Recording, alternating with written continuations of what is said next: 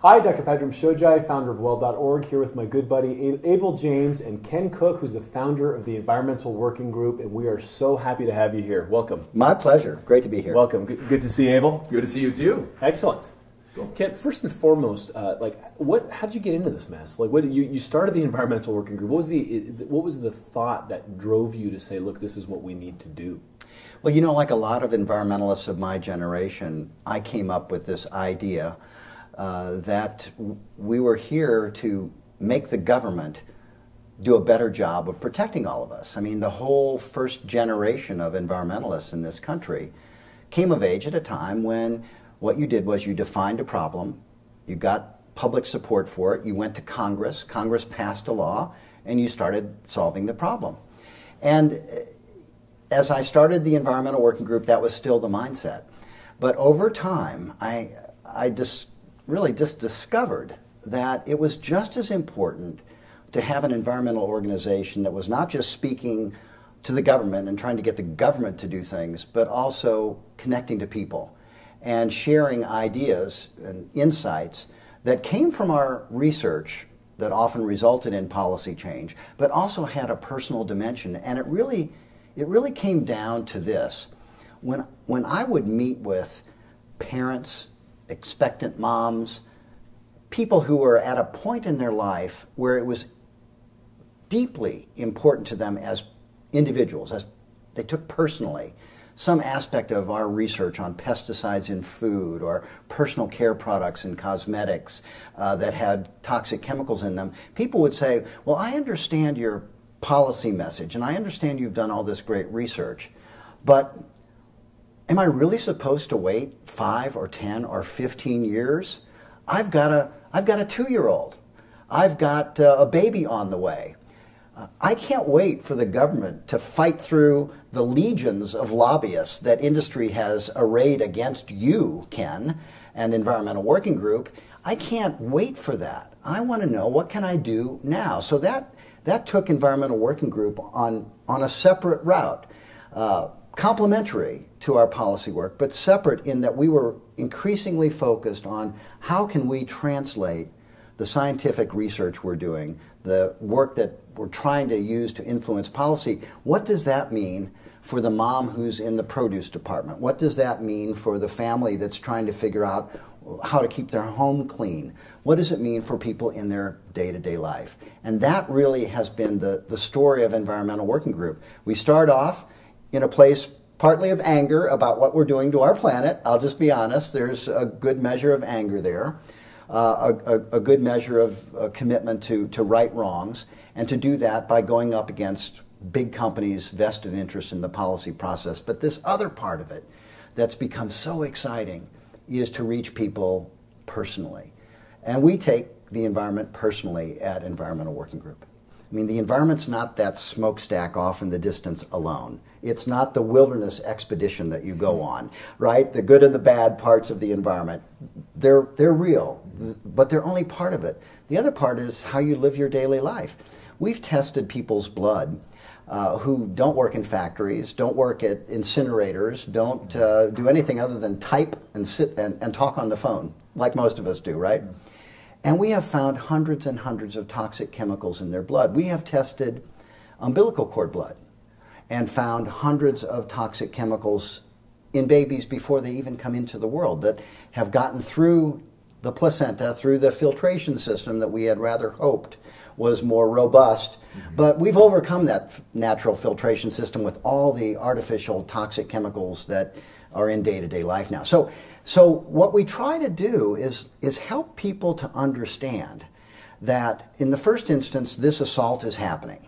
These chemicals are there. There's no mystery about it anymore because we've spent thousands of dollars testing people and we have found hundreds of chemicals. If we spent more money, we'd find even more. Maybe 1,000 chemicals that babies are exposed to in this country in the womb. Not by any means outside the realm of possibility.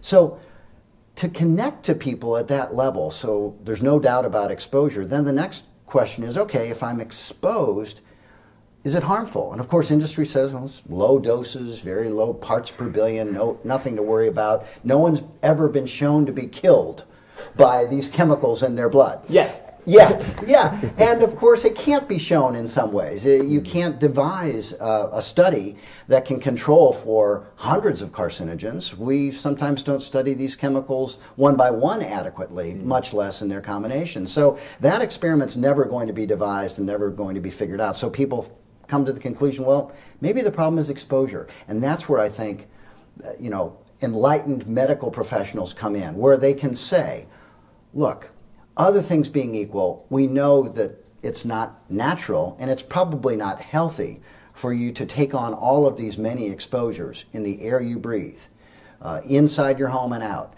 in the food you eat.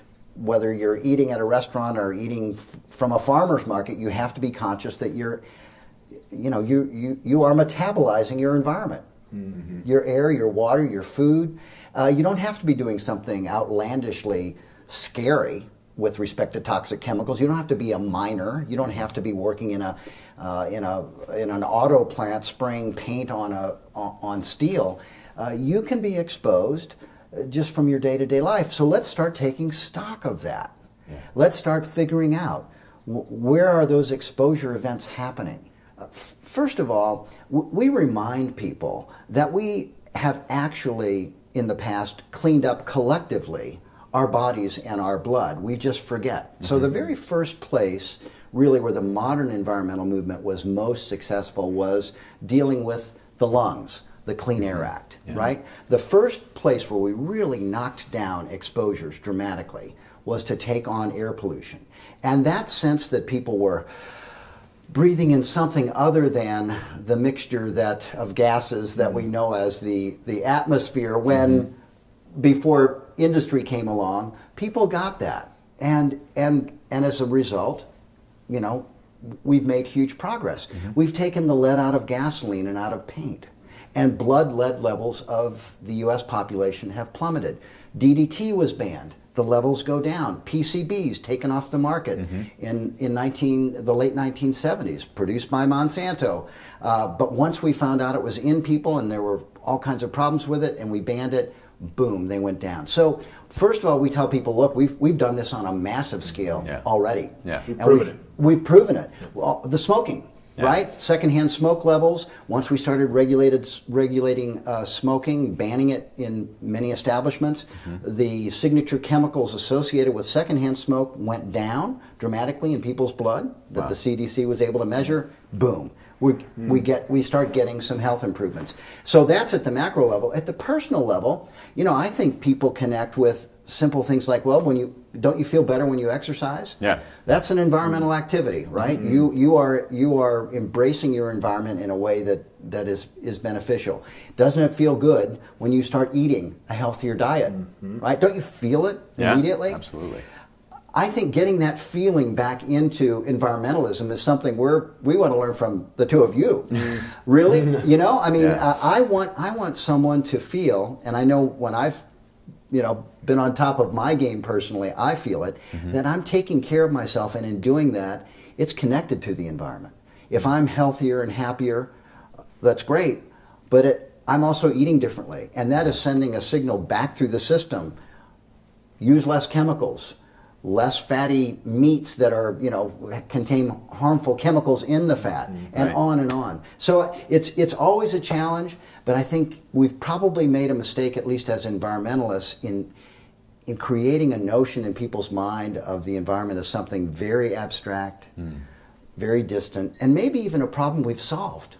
Yeah. Right? Maybe even a problem we've solved. And nothing could be further from the truth, as we know. So refreshing that sense of awareness and making it personal, I think, is key.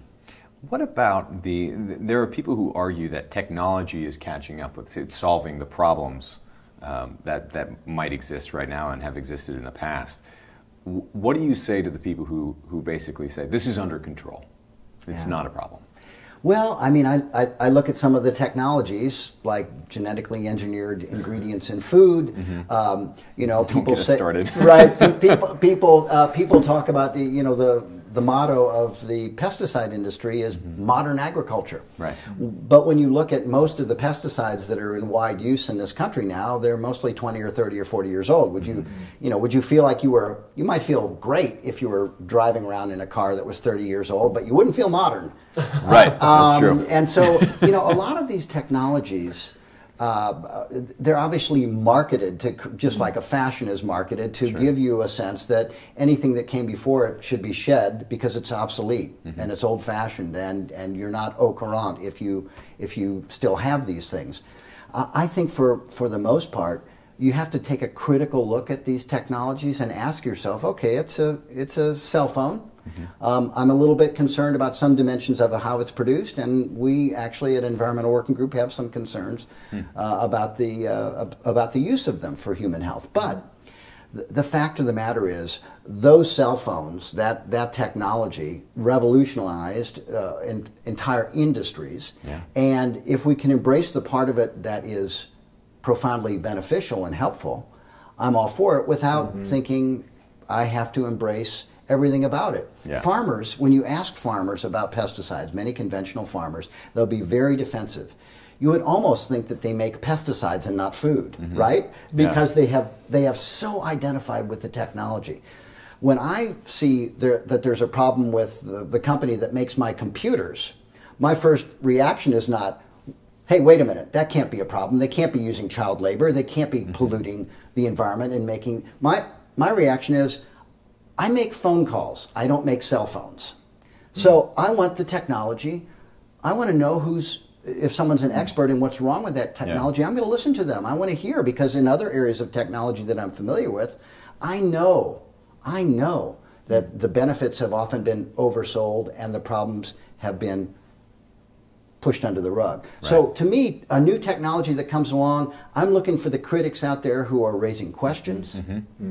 I'm looking for the potential benefits too, and that potentially includes genetically engineered, not just crops, but obviously drugs or other things. I mean, I want to know if that's a drug that can save my kid's life, and it's been engineered in a laboratory to mimic nature or otherwise developed. I want to know about that. And I know that if it came to that moment, I would rather have that technology available than not. So it's not an anti-technology take. It's an open-eyed inquiry, and we know that oftentimes there's a lag period. Technologies come along, going back to drugs, that we thought were great, and not very long into their life commercially, we find out that regular therapeutic prescribed use as directed is killing people.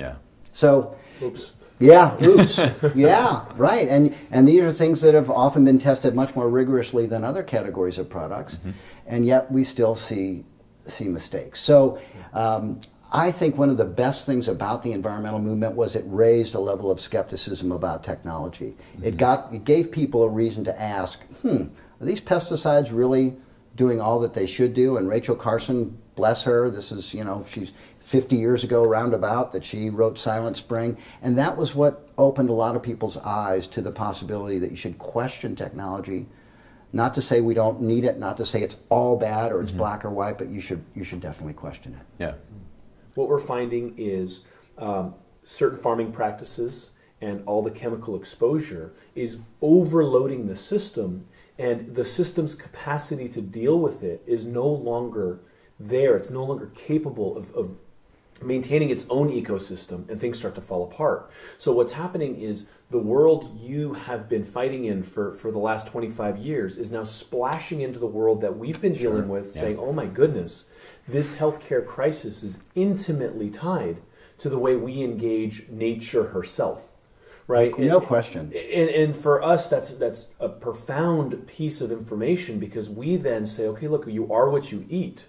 And that really becomes a micro-macro argument for how we live in a sustainable environment and how we deal with stuff. So one of the things we're very passionate about is organic produce and making sure that there's local food sheds and stuff, where what we want to do is encourage our people to eat organic and at least avoid the exposure that you can. I mean, I'm crossing the street and the diesel truck goes by and gasses me. I mean, it is what it is. You know, it's like I can't not cross the street in our Right. society, right? Right. Or you get the guys in Asia that are all just masked up now. Yeah. And so that's there, but you know where we can mitigate is what the household items, the furniture in our house, the foods. And so I really want to kind of get your insight about what the first kind of tangible, doable steps are for people who are saying, all right, you know what do I got to do? I don't want to poison my kids. How can you guys help me? Yeah. Well, you know, where we start with people is the things that are quotidian, the things that are day to day. Because that's where, if you establish a habit, you can establish it most quickly, and turn what has been a bad habit into a good one. And food is the first place to start for me. And you don't have to be 100% organic to have a benefit. You can just one by one start introducing organic food into your diet. And one by one, go down the food chain more and more often, and simplify your diet that way with more fruits and vegetables. The very things that the government itself is now recommending, right? Whole grains, fruits and vegetables, those kinds of things, just for starters, to clean things out and to get yourself in a position where you're feeling successful. You're feeling like you're an environmentalist in doing that, in my view. You may not be putting a solar panel on your roof. You may not be buying a Prius. You may not be going to the wilderness. But in your day-to-day life, you're making a change. And from those initial changes, others will follow. We would tell people, be thoughtful about personal care products. Go to the Skin Deep website, there where we rate 70 or 80,000 products, depending on when you go there, when we've updated it, but at least 70,000 shampoos, moisturizers, skin creams, toothpaste, and so forth, and look at the toxic chemicals that are in those products. Thousands of chemicals. Simplify them. Look at the ratings that we've gone through and start. You don't have to throw away anything. Finish using your shampoo, but the next time you buy it, buy something smarter. Likewise with the cleaners under your sink or in your garage. At every step of the way, we feel like we can establish habits of environmental health that are improving people's lives and benefiting the environment. And it's just like going to someone who's got a health problem. And I know both of you deal with these people every day, right? How do you start them off? Just say, well, what you need to do is something dramatic. Well, that works for some people. For other people, that turns them off. Right. And you have to say, let's get you on a program.